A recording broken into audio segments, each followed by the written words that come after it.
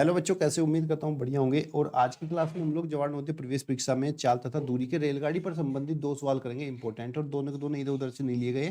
जो previous year में आए थे वहीं से हमने सवाल को लिया है, क्योंकि यही सवाल इसी तरह के बार बार पेपर में आ जाते हैं। थोड़ा बहुत चेंज करता है लेकिन पेपर में सवाल तो इसी तरीके के रखता रहता है। तो चलिए शुरू करते हैं। साथ ही आप लोग बच्चे यहाँ पर पेपर का लेवल देख लो, पेपर अब किस तरह के लेवल में आना है। आप सिंपल पेपर नहीं आता है, अब पेपर ऐसा आता है कि उसके अंदर सिंपल क्वेश्चन भी होते हैं, टफ क्वेश्चन भी होते हैं। सिंपल तो हर कोई करेगा, टफ पेपर टफ क्वेश्चन वही बच्चा करेगा जिसने एकदम डीपली तैयारी कर रखी है, और उसी का मेरिट लिस्ट में नंबर आएगा। बाकी बच्चे मेरिट लिस्ट से बाहर हो जाएंगे। तो चलिए शुरू करते हैं, ध्यान से समझ लेना जिससे कि आपका सिलेक्शन तो 100% हो, बिकॉज ज्ञान कोचिंग आपके साथ है। एक मालगाड़ी जिसकी लंबाई 1 किलोमीटर है और 45 किलोमीटर प्रति घंटा की चाल से चल रही है, इस मालगाड़ी को 2 किलोमीटर लंबी सुरंग को निकलने में कितना समय लगेगा। अगर यहाँ पे हम कंसेप्ट की बात करें, तो जब कोई रेलगाड़ी किसी सुरंग को पार करती है, प्लेटफॉर्म को पार करती है, तो ऐसी कंडीशन में उसको जो दूरी चलनी होती है वो दूरी बराबर होती है रेलगाड़ी की लंबाई प्लस जो भी वो पार कर रही है, सुरंग हो या प्लेटफॉर्म कुछ भी, उसकी लंबाई की योग के बराबर होती है। तो 213, तो इस रेलगाड़ी को 3 किलोमीटर की दूरी चलनी पड़ रही है। स्पीड क्या है इसकी? अगर यहाँ पे हम चाल की बात करें, डिस्टेंस की, तो चाल हमारे पास है 45 किलोमीटर प्रति घंटा। हमसे पूछा कितना समय लगेगा, तो समय बराबर होता है बच्चे डिस्टेंस अपॉन स्पीड, मीन्स दूरी बटे चार। अब यहाँ पे भी ध्यान देना, दूरी हमारी कितनी है, 3 किलोमीटर है और चार है 45। हल करेंगे, 3 कम 3 और 15 या 45, तो इसका समय आ जाएगा 1/15। और ध्यान देना हमारी जो चाल थी वो किलोमीटर प्रति घंटा में थी, तो समय भी 1/15 घंटे आया। और हमें पता है 1 घंटे में होती है हमारी कितनी, 1 घंटे में होती है 60 मिनट। यानी कि अगर हमें घंटे को मिनट में चेंज करना है तो उसमें 60 से गुणा करनी पड़ती है। तो 1/15 इंटू 60 करेंगे तो ये मिनट में बदल जाएगा। 15 चौके 60, तो हम बोलेंगे यहाँ पर कि इस गाड़ी को, सुरंग को पार करने में 4 मिनट का समय लगेगा। ऑप्शन नंबर डी आपका राइट आंसर है। एक बार फिर से रिपीट कर देता हूँ, आपको ध्यान रखना है कंसेप्ट। कंसेप्ट क्या होता है, जब रेलगाड़ी किसी सुरंग को पार करती है, प्लेटफार्म को, तो उस टाइम पे जो दूरी पार करती है वो अपनी लंबाई प्लस उस सुरंग की लंबाई के बराबर पार करती है, ध्यान रखना। प्लस आपको यूनिट का भी ध्यान रखना पड़ेगा। यूनिट हमारी किलोमीटर प्रति घंटा में थी और समय हमारा मिनट में पूछा गया था। तो जब हम इसको सोल्व करेंगे, अगर हमारी दूरी किलोमीटर में है और 4 किलोमीटर प्रति घंटा में, तो समय हमारा घंटे में आएगा। उसको मिनट में बदलना हम लोग जानते हैं, उससे सोल्व कर लेंगे। अब क्वेश्चन नंबर 2 देखिए, इस प्रश्न में क्या कहा गया है। 1250 मीटर लंबी एक रेलगाड़ी 2 मिनट में 1 किलोमीटर की दूरी तय करती है। यह रेलगाड़ी दूसरी रेलगाड़ी को 4 मिनट में पार कर लेती है, तो रेलगाड़ी की लंबाई क्या होगी। ठीक है, तो कंसेप्ट मैंने क्या बताया कि भाई जब कोई एक रेलगाड़ी जो चल रही है और दूसरी रेलगाड़ी जो खड़ी है या चल रही है, एक रेलगाड़ी की लंबाई है 1250 मीटर। जब ये रेलगाड़ी इस रेलगाड़ी को पार करती है, दूसरी वाले के पार से गुजरती है, तो इसको पार करने में इसको कितनी दूरी चलनी पड़ती है, जो रेलगाड़ी की लंबाइयों का योग होता है। तो इसको चलना पड़ा 1250, इसकी दूरी को मान लिया मैंने x किलोमीटर। तो यहाँ पर जो टोटल डिस्टेंस इसको पार करनी पड़ेगी वो 1250 प्लस x मीटर पार करनी पड़ेगी। कितने समय में पार कर रही है, 4 मिनट में। तो समय हो गया आपके पास 4 मिनट। अब बात आती है रेलगाड़ी की चाल की। चाल बराबर क्या होता है, एकांक समय में चलेगी दूरी।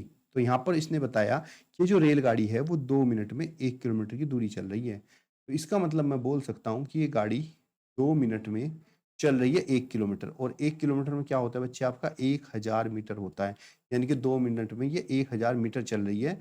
तब 1 मिनट में जो दूरी चलेगी वही को हम चाल कहेंगे। तो 1000/2 इज इक्वल टू, तो इसकी चाल है 500 मीटर पर मिनट। यानी कि ये गाड़ी 1 मिनट में 500 मीटर चलती है।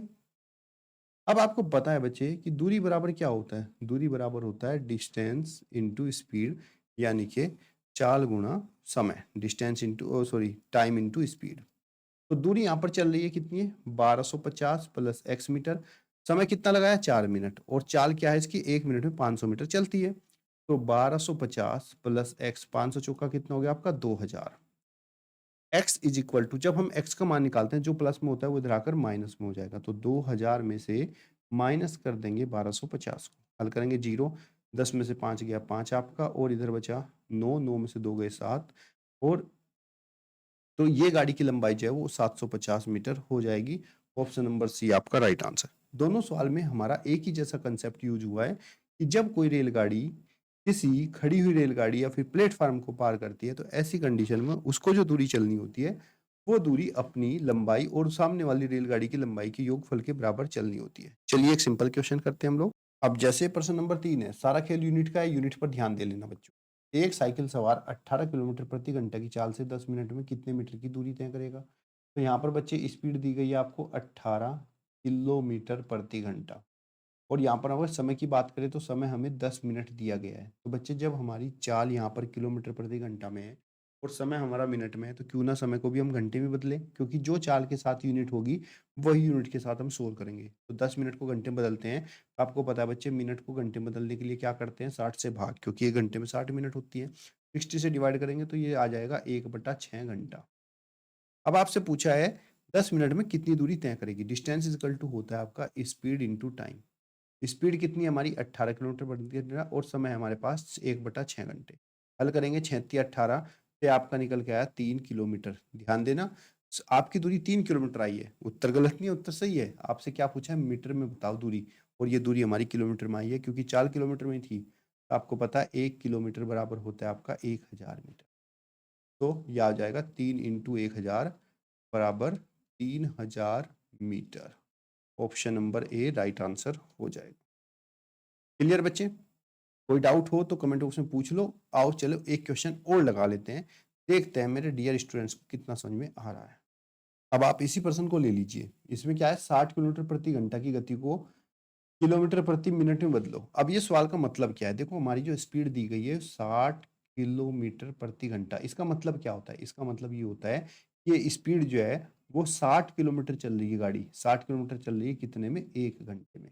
और हमसे कह रहा भाई किलोमीटर प्रति मिनट में बदलो। तो 60 किलोमीटर को तो किलोमीटर रहने देंगे, क्योंकि किलोमीटर में कोई चेंज नहीं है, लेकिन घंटे को मिनट में बदलेंगे, और आपको पता है 1 घंटे में होती है 60 मिनट। तो डिवाइड बाय 60 कर देंगे, 60 को 60 से कैंसिल इज इक्वल टू 1। तो बच्चे ये गाड़ी 1 मिनट में 1 किलोमीटर जाएगी। ऑप्शन नंबर ए आपका राइट आंसर हो जाएगा। बताओ बच्चों, समझ में आ रहा है कि नहीं, मजा आ रहा है क्वेश्चन में करने में? क्योंकि बच्चे ये छोटी छोटी चीजें ही हैं जो आपको पेपर में ध्यान देनी है। जिस बच्चे ने इन चीजों पर ध्यान दे लिया उसका सिलेक्शन। अब यहाँ पर आप ये वाला सवाल देख लो, इसमें क्या है, 20 मीटर प्रति सेकंड के चाल को किलोमीटर प्रति घंटा बदलना है। तो उसका मतलब क्या हुआ कि ये 20 मीटर चलेगी 1 सेकंड में। अब आपको क्या करना है, इसको घंटे में बदलना है। वैसे उसका शॉर्टकट मेथड होता है, मीटर प्रति सेकंड को अगर किलोमीटर प्रति घंटा में बदलना है तो 5/18 से, सॉरी 18/5 से गुणा कर दो। 5 चौक 20, 18 चौक 72, तो इसकी स्पीड आ जाएगी 72 किलोमीटर प्रति घंटा। लेकिन आज बात ये नहीं है, बात ये है कि इसको करना कैसे, नॉर्मल तरीके से, अगर फॉर्मूला याद ना रहे। तो देखो 20 मीटर है, तो 20 मीटर को अगर किलोमीटर बदलेंगे तो 1000 से भाग करेंगे, क्योंकि 1 मीटर में 100,000 किलोमीटर होते हैं 1 किलोमीटर में। तो मीटर को किलोमीटर में बदलने के लिए 1000 से भाग करना होता है, और ये 1 सेकंड है। सेकंड को अगर घंटे में बदलेंगे तो किससे करेंगे, 60 से। ये मिनट में बदल जाएगा, और फिर 60 से किलोमीटर में। सबसे नीचे वाले गुणा होती है ऊपर, और इसकी यहाँ पर। तो 20 इंटू 60 इंटू 60 डिवाइड बाय 1000। इसको हल कर देंगे, 0 से 0, 0 से 0, 0 से 0, 36 दूनी 72, तो स्पीड हो जाएगी 72 किलोमीटर प्रति घंटा। ऑप्शन नंबर डी आपका राइट आंसर हो जाएगा। क्लियर बच्चे? कोई डाउट है तो कमेंट बॉक्स में जरूर पूछना, और ऐसे क्वेश्चन ही आपको मिलेंगे। सिलेक्शन लेना है तो कर लो इनको।